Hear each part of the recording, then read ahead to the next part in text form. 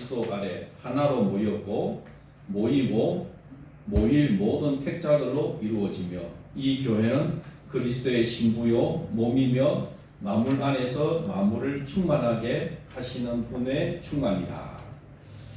교회는 보편적 교회라고 하고, 보편적 교회라고 하면 보이지 않는 교회를 말합니다. 그래서 어떤 분이 우리 사도신경에 공교회가 영어로 캐톨릭이라고 되어 있거든요. 그래서 왜 캐톨릭을 믿느냐 하고 막 시험에 드신 분이 있더라고요. 영어로 캐톨릭은 보편적인 전 우주적인 뜻이거든요. 그래서 사도신경의 공교회는 캐톨릭이라고 표현이 되어 있습니다. 그래서 여기서 보편적 교회는 눈에 보이지 않는 예수님을 믿는 모든 이 땅의 교회들을 말하는데, 머리인 그리스도 아래 하나로 모였고, 예수님이 교회의 머리고 우리는 다 몸이죠. 그래서 하나로 모였고는 과거행이죠, 그죠? 과거에 모였던 그 성도들, 그리고 모이고는 현재행이잖아요, 그죠? 지금 현재 모이고 있는, 그리고 모일 모든 미래에 예수님을 믿게 될 교회까지도 다 하나로 이루어서 보편적 교회라 하거든. 과거의 구약 교회나 지금의 교회나 미래에 믿을 성도들을 다 한 교회다 하는 것이죠. 이것이 보편적 교회입니다. 이 교회는 그리스도의 신부요 몸이요 만물 안에서 만물을 충만하게 하시는 분의 충만이다. 우리는 그리스도의 신부이고 예수님은 우리의 머리고 몸이고, 그리고 하나님이 그리스도께서 우리 안에 교회 안에 이 땅에 교회 안에 오셔서 교회 안에 하나님이 충만하셔서 이 세상에 충만하신다는 거예요. 그러니까 하나님은 온 곳에 계시지만 교회가 없는 곳에 충만하지 않는다는 거죠. 교회가 있어야 교회를 통해서 하나님이 충만히 임재하신다는 겁니다. 이번 보이는 교회 역시 복음 안에서 공교회요. 보이는 교회는 뭡니까? 우리 지역 교회죠. 우리 교회도 있고 옆에 교회도 있고, 그 다음에 이런 공교회요. 우주적 교회인데 전 세계에서 참 종교를 고백하는 모든 자들과 그들의 자녀들로 이루어지며, 참 종교를 고백하는 모든 자들, 참 종교는 바로 예수 그리스도를 고백하는. 그래서 우리하고 교단이 달라도, 그죠? 교파가 달라도 예수 그리스도를 고백하면 다 교회다 하는 거죠. 너하고 우리하고 교단이 다르니까 단절이다가 아니고 예수님을 고백하는가 안 하는가가 중요하다는 거죠. 그래서 우리뿐만 아니라 또 우리의 자녀들까지도 이렇게 포함이 된다는 거죠. 주 예수 그리스도의 나라이며 하나님의 집이요 근속이며 이 교회를 떠나서는 특별한 경우가 아니고는 구원받을 가능성이 없다. 교회를 떠나서는 특별한 경우가 아니고는 구원받을 가능성이 없다. 그러면 이 사람들은 어떻게 오해할 수도 있는데, 그러면 내 마음에 예수님 믿고 교회 안 다니면 구원 못 받느냐 하는데, 그런데 여러분 교회를 와야 뭘 듣습니까? 하나님 말씀을 듣죠. 그리고 또 성찬도 하고 예배를 드림으로 은혜를 받고 이 신앙생활이 유지가 되는 거죠. 나 혼자서 집에서 믿을 거야 해가지고는 그 사람이 올바른 믿음인지 모르겠죠. 항상 하나님은 교회로 부르십니다. 그래서 에클레시아, 부름받은 자들의 공동체. 그래서 교회는 성도들의 의미예요. 의미. 젖을 먹이고 양육을 하고 또 훈계를 하고 하나님 앞에 바르게 세우는 거죠. 그런데 이 교회를 떠나고 교회를 무시하고 무교회주의로 가가지고는 특별한 경우가 아니고는 구원받을 가능성이 어렵다는 거죠. 교회를 통해 구원받는 게 아니고 교회 와야 올바른 복음을 듣기 때문에 교회를 통해 구원받는다 그 말입니다. 3번 그리스도께서는 이 보편적인 가시교회에 교역과 말씀과 하나님의 규례를 주심으로 현세에서 세상 끝날까지 성도들을 모으고 보호하려 하셨고, 또 자기 약속을 따라 자기의 임재와 성령으로 말미암아 교역과 말씀과 규례가 효력 있게 그 목적을 이루게 하신다. 그래서 교회 안에 와서 예배하는 가운데 하나님이 임재하시고 성령의 감동이 있고 우리를 올바르게 양육해 주신다는 거죠. 회신욕약 읽어보겠습니다. 1항 보이지 않는 교회의 문제는 조직보다 그리스도와의 연합에 있습니다. 2항 교회는 그리스도의 공동체가 하나님 나라의 공동체입니다. 3항 교회의 사랑과 교회의 힘은 하나님의 아니라 성령과 그리스도의 역사입니다. 신천지나 또 그 안상홍 하나님의 어머니 교회나 안식 또 이런 이단들을 보면요, 엄청나게 교회가 조직이 잘 되어 있습니다. 얼마나 이렇게 조직이 잘 돼가고 체계적으로 돌아가는지 몰라요. 거기에 또 막 악한 영이 있지만 그런 조직의 힘으로 사람들을 모으고 인간관계를 가지고 확장을 해 나가는데, 근데 또 우리 일반 교회를 보면 조직이 약해요. 그럼 교회는 하나님의 말씀과 성령의 능력으로 세워져야지 인간의 조직으로 커지면 올바른 교회가 아닙니다. 그래서 여러분 교회 오더라도 뭐가 허술하고 보이고 푸석해 보여도 교회를 붙드는 분은 하나님이시고 성령의 능력으로 역사하신다. 그걸 생각해야 됩니다. 아멘. 그래서 오히려 좀 이 조직이 부족하고 그죠? 교회가 자꾸 허술한 가운데서 오히려 여러분이 참 하나님을 믿는 신앙을 가질 수가 있습니다. 아멘. 큰 교회 가면 조직돼 있고 그 안에서 이렇게 잘 돌아가면 내가 신앙이 좋은 것 같이 돌아가는 것 같지만 실상은 내 신앙이 이렇게 끌려가는 신앙이 될 수도 있는 것이죠. 이제 하나님 말씀 보겠습니다. 시편 147편입니다.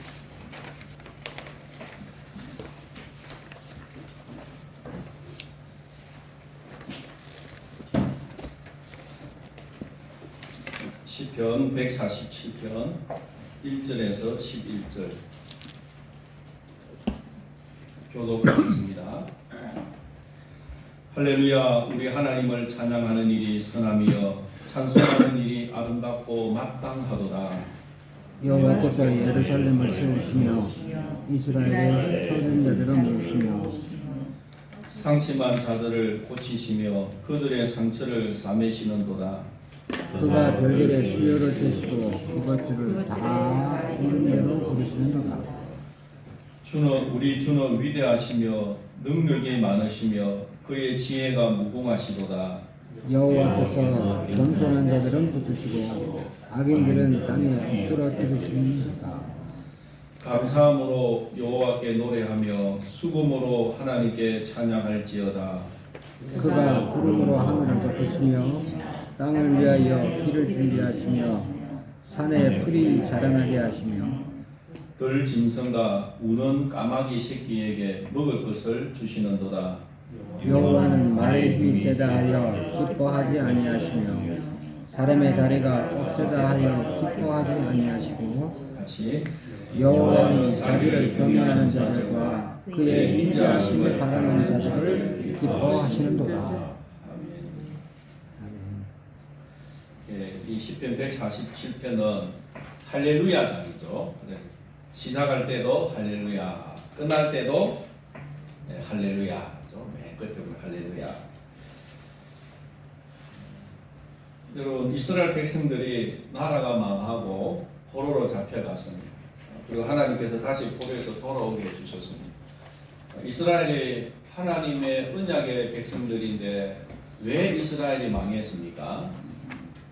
하나님이 능력이 없어서 적국의 침략을 받아 망했나요? 이스라엘이 왜 망했습니까? 하나님을 의지하지 않고 우상을 의지하고 자기의 힘을 의지하고 능력을 의지하고 하나님을 버린 것이죠. 그래서 하나님이 그들이 의지하는 것들을 다 부숴버렸습니다.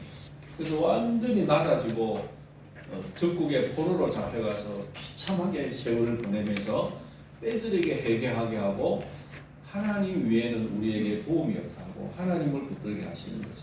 우리 하나님은 어떤 분이시냐 하면 2절에 보니까 여호와께서 예루살렘을 세우시며 이스라엘의 흩어진 자들을 모으시고 흩어진 자들을 다시 모으시며 상심한 자들을 고치시며 그들의 상처를 싸매시는 마음이 상한 것을 다시 싸매주시며 그가 별들의 수요를 세시고 그것들을 다 이름대로 부르시며 그리고 하늘의 별들이 얼마나 많습니다. 오늘 제가 아침에 그 지구에 가는 거 유튜브를 잠깐 보니까요. 지구가 이렇게 돌잖아요, 그죠? 달하고 지구하고 돌잖아요. 태양 중심으로 지구가 돌고 지구 또 달은 지구를 중심으로 돌잖아요. 이 두 개만 보니까 이 태양을 중심으로 지구가 쭉 돌고 있고 달은 따라가면서 지구를 이렇게 돌고 가더라고요. 지구는 이렇게 가면 달은 이렇게 가. 그 다음에 이제 금성도 옆에서 돌면 그 다음에 화성도 있고 목성도 있고 요걸 다 합치니까 와 사람이 깜짝 놀라겠어요. 이 지구를 중심으로 태양을 중심으로 어마어마한 이 행성들이 이 별들이 같이 돌고 있는 거예요. 열심히 돌고 있는 거예요. 왜 저렇게 열심히 도는지 도는데 얼마나 그 빛으로 얘기를 하니까 너무너무 멋있고 우리 은하를 중심으로 보니까 어마어마한 우리 은하를 중심으로 지구가 또 열심히 돌고 있고 수많은 별들이 돌고 있는 거예요. 여러분 저 달이나 별이 고정되어 있는 게 아니고 잘 돌고 있는 거예요. 여러분 저게 어떻게 돌립니까? 누가 돌렸나요? 누가 계속 돌도록 전기를 충전해 주나요? 엔진을 계속 누가 켜주나요?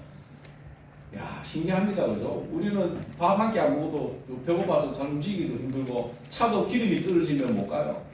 전기 안 돌리면 불도 안 켜져요. 그런데 이 우주는 어디서 에너지를 공급받아가지고 끊임없이 돌고 있는지 오늘 말씀해 보니까요.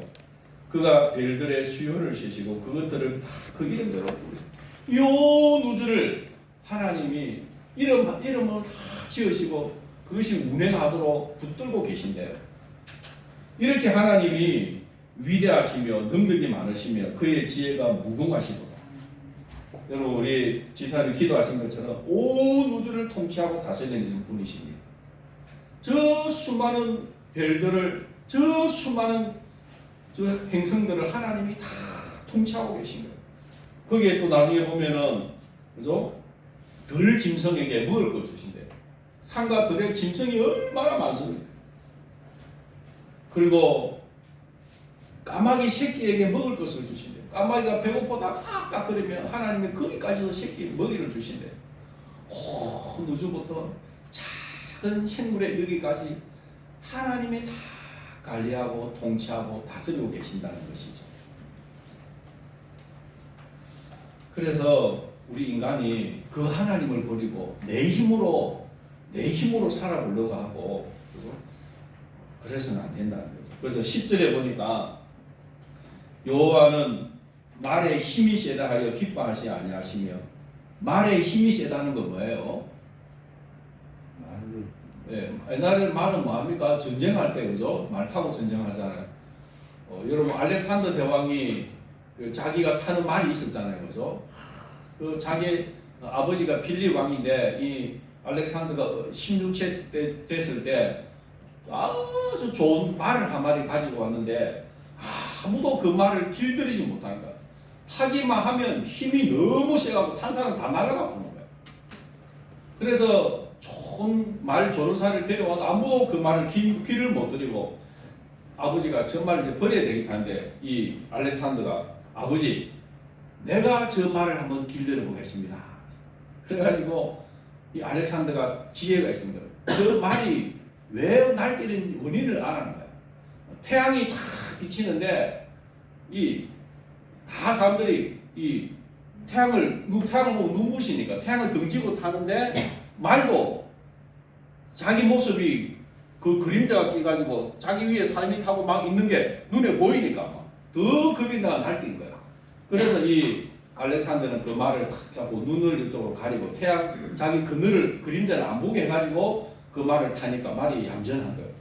그래가지고 이 알렉산더 그 책에 보면요, 자기 부하들도 5명이 용맹한 부하들이 5명이 있는데 다 말을 타고 달리면 몇십 미터를 앞서갔대요. 자기 말이 항상 앞서가 갑니다. 그럼 나중에 마지막 전투에서 자기 말도 죽고 자기도 큰 부상을 입고 이제 죽게 되는. 그래가지고 인도까지 그리스에서 인도까지 점령을 하잖아요.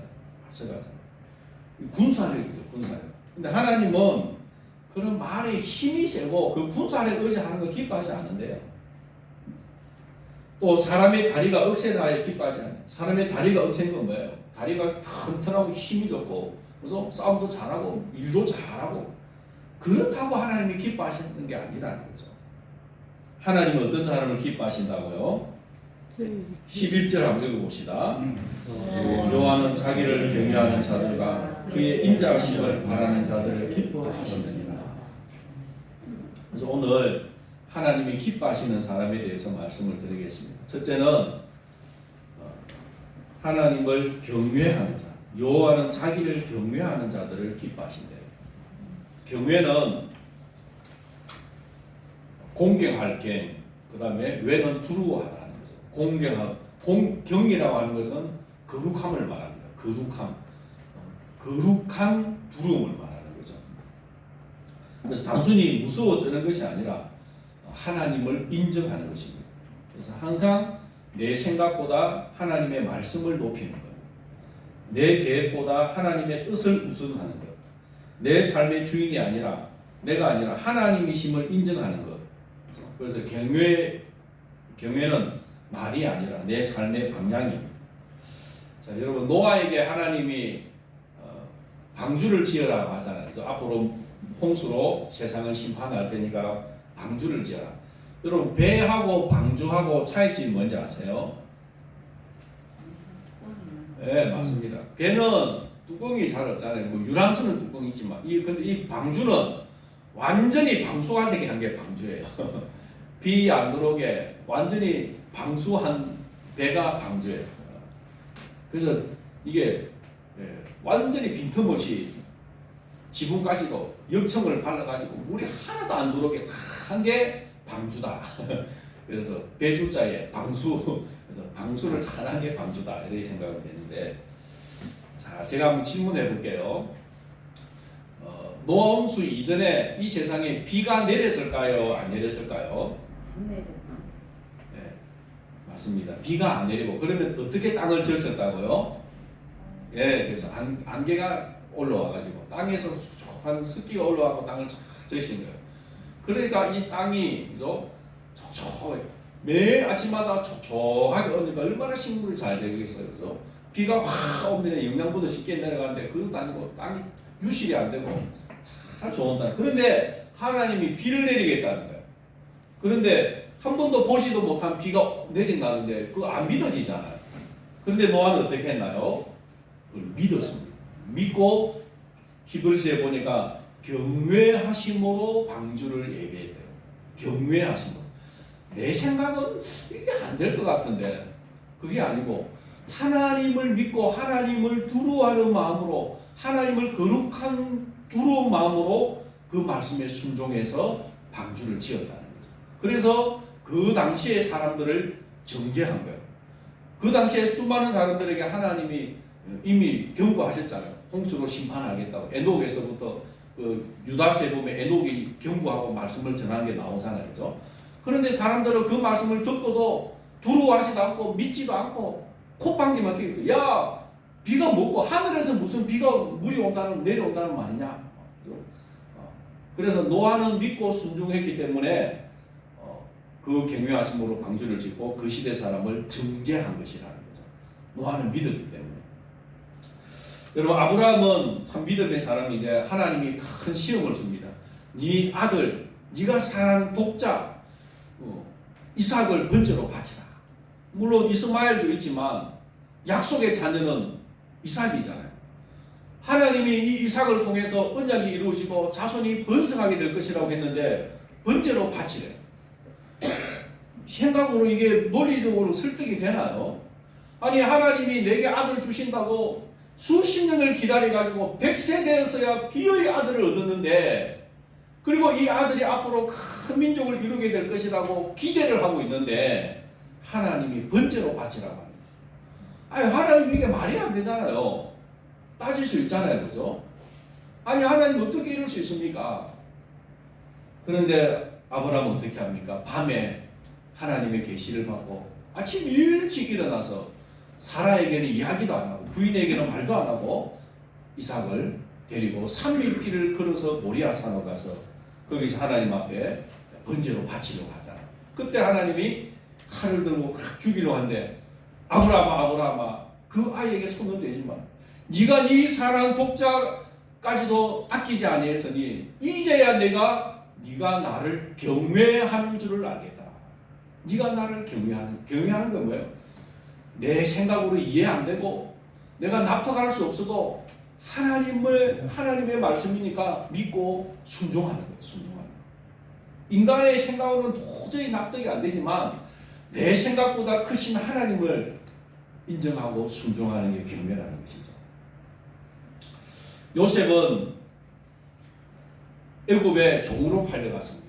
그런데 그 보디발 그 부인이 이 요셉이가 얼마나 잘생긴 났으면 홀딱 빠질 거니까 홀딱 빠졌어. 그래서 사람 없을 때 나하고 같이 자자 하니까 요셉이 뭐라고 합니까? 내가 이 큰 일을 행해서 어떻게 하나님 앞에 득죄하겠습니까?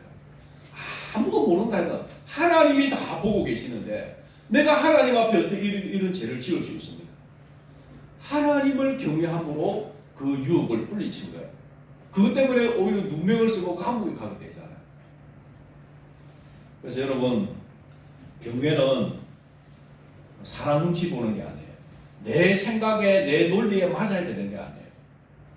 하나님의 말씀에 순종하는 것. 하나님의 그 말씀에 절대적으로 순종하는 게 경외라는 거죠. 하나님은 그런 사람을 기뻐하신다는 거예요. 오늘날 많은 사람들은 예배는 드리지만 하나님을 두려워하지 않습니다. 기도는 하지만 자기 뜻을 내려놓지 않습니다.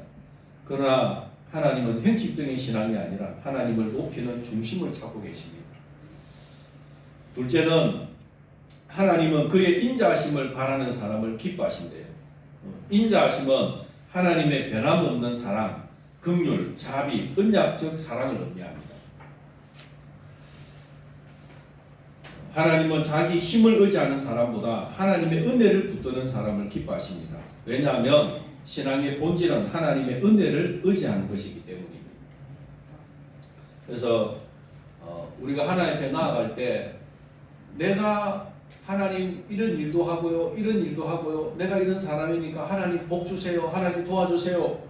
그렇게 갖고는 하나님의 은혜를 받을 수가 없다는 거죠.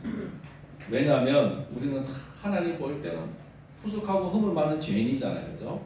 그래서 하나님의 그 인자하신 성품을 의지하고 나아가야 되는 거예요. 하나님 나는 죄인입니다. 나는 부족합니다. 그래서 하나님의 은혜가 아니면 안 됩니다. 하나님이 도와주셔야 됩니다. 하나님의 그 긍휼과 자비와 사랑을 의지합니다. 하고 하나님 앞에 나아가야 된다는 거죠. 아멘. 여러분 바리새인과 세리의 기도 제가 몇 번 말씀드렸습니다. 바리새인과 세리가 기도하러 가는데 바리새인은 어떻게 기도합니까? 서서 하늘을 쳐다보며 하나님 나는 다른 사람들과 같이 아니함을 감사합니다. 토색 남의 걸 훔치지 않고 간음도 하지 아니하고 도둑질도 안 하고 사기도 안 치고 그리고 하나님 저 옆에 있는 저 세리와도 같이 아니함을 감사합니다. 자기의 의를 의지하고 나아갑니다. 자기의 의를. 그런데 세리는 어떻게 기도합니까? 고개를 들지도 못하고 엎드려가지고 가슴을 치면서 하나님 나는 죄인입니다. 나를 불쌍히 여겨주십시오. 나의 의를 의지한 게 아니고 하나님의 인자를 의지한 거죠. 우리를 위해 중보자를 보내주신 그 예수 그리스도를 보내신 하나님의 그 사랑의 성품을 의지하는 거죠. 그래서 두 사람이 기도하고 내려올 때 누가 더 어렵다함을 받았습니까? 이 세리가 더 하나님이 세리를 어렵다고 해줍니다. 세리를. 우리가 하나님 앞에 설 수 있는 비결은 오직 하나님의 인자와 긍휼과 사랑을 의지할 때입니다. 내 의와 내 힘으로 못 서는 거예요. 이 세상에 그 어떤 사람도 우리는 다 하나님 앞에 설 수 없는 죄인들입니다. 그래서 하나님의 은혜를 의지하는 거죠. 하나님의 은혜를 의지하는. 하나님 저를 불쌍히 여겨주세요. 한번 따라해봅시다. 하나님 저를 불쌍히 여겨주세요. 저를 도와주세요. 그 기도를 하나님이 기뻐하신다는 거죠. 우리 어머니가 늘 울면서 기도하거든요. 그 하만 조씨 문중에서 예수님 믿는다고 하만 조씨 우리 문중에서 그죠? 얼마나 핍박을 했는지. 우리 아버지한테 무당이 우리 집안에 무당이 있었잖아요.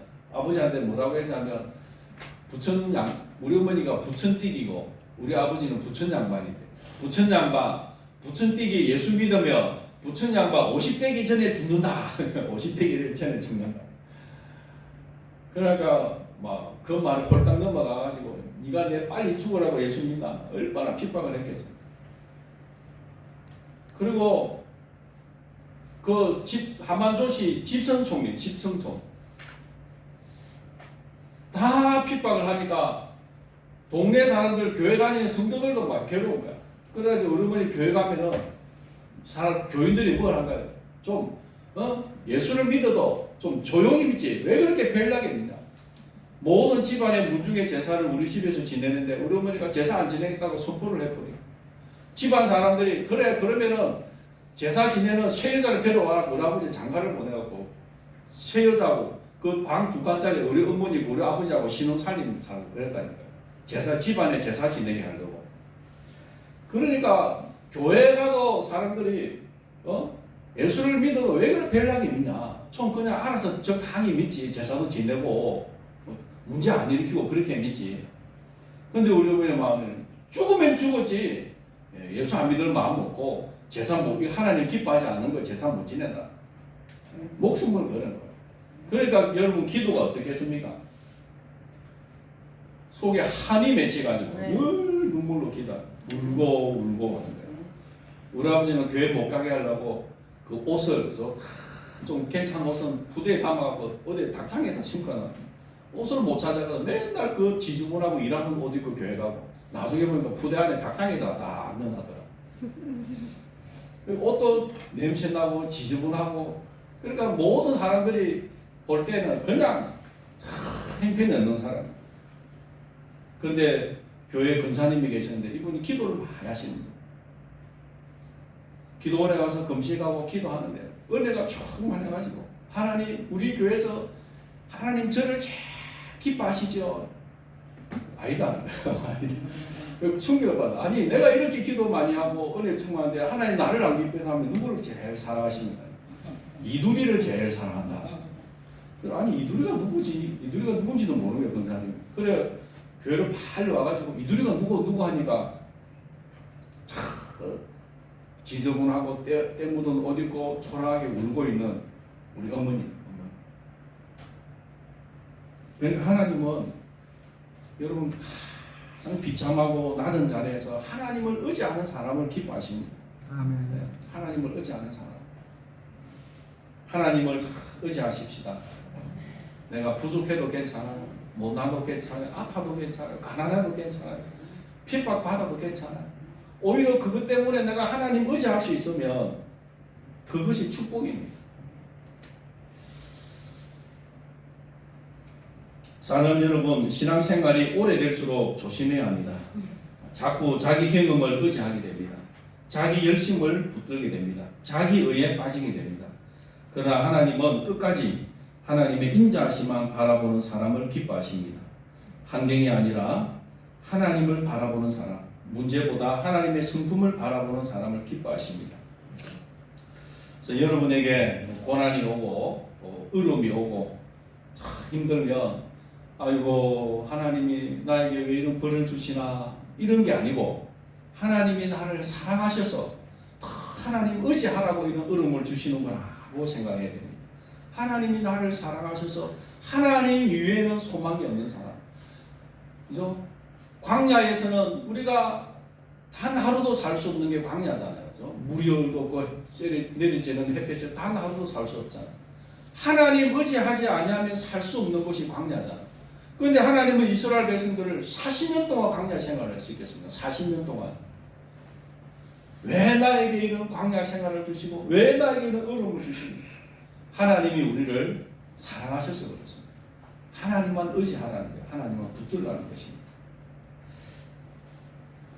셋째는 하나님은 경외하는 자에게 친밀함을 허락하십니다. 시편 25편 14절 같이 한번 읽어보겠습니다. 시작. 여호와의 친밀하심이 그를 경외하는 자들에게 있습니다. 그의 언약을 그들에게 보이시리로다.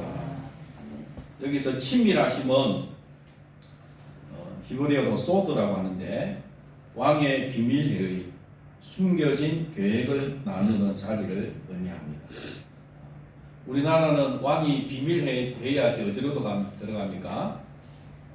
지하에 그죠? 비밀 펑크가 있잖아요. 거기 가서 비밀회의를 하잖아요.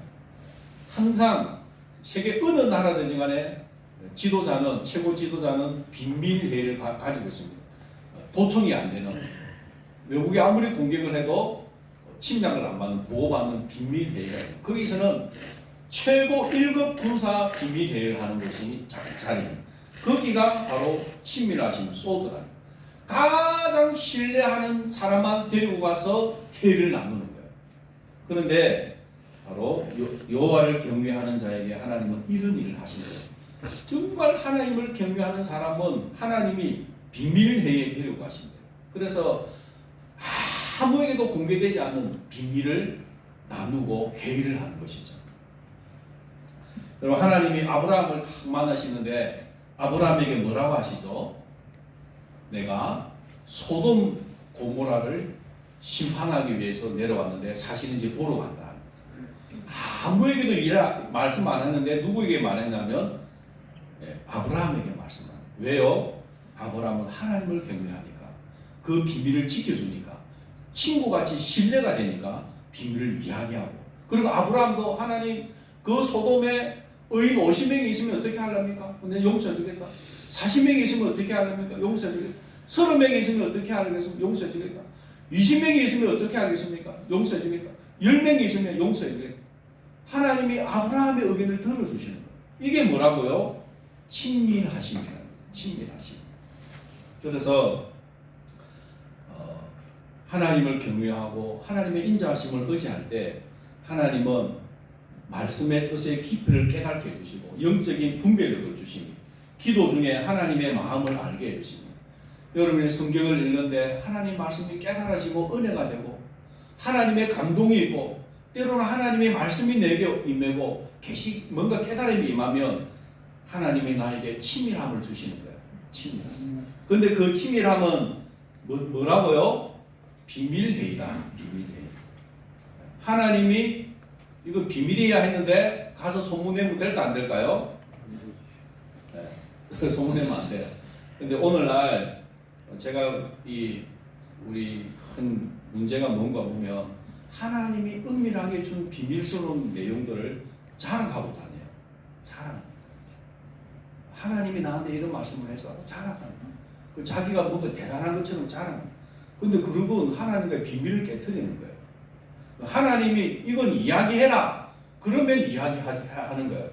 그런데 하나님이 이야기해라 하는 거는 주로 이야기하면 핍박받을 거예요. 아주 어려움 당할 거예요.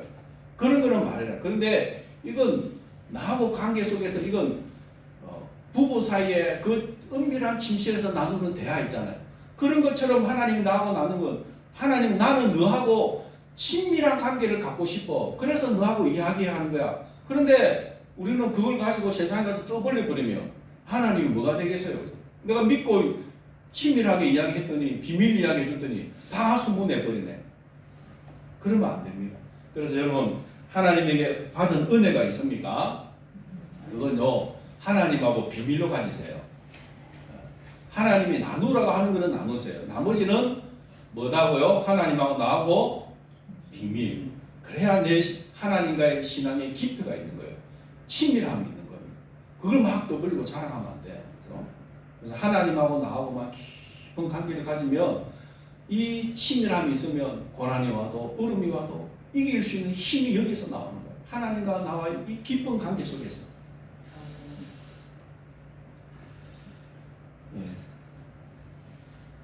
갤럽 부분 우리 다 같이 한번 읽어봅시다. 사랑하는 성도 여러분, 하나님이 기뻐하시는 사람은 누구입니까? 첫째, 하나님을 경외하는 사람입니다. 둘째, 하나님의 인자하심을 바라는 사람입니다. 셋째, 하나님의 친밀한 가운데 살아가는 사람입니다. 오늘 우리 신앙을 돌아보아야 합니다. 나는 정말 하나님을 경외하고 있는가? 나는 정말 하나님의 은혜를 의지하고 있는가? 나는 정말 하나님과 친밀한 교제를 누리고 있는가? 하나님은 오늘도 경외하는 자를 찾고 계십니다. 하나님의 은혜 아니면 살 수 없다고 고백하는 사람, 겸손히 하나님 앞에 엎드리는 사람, 하나님의 인자하심만 바라보는 사람을 찾고 계십니다.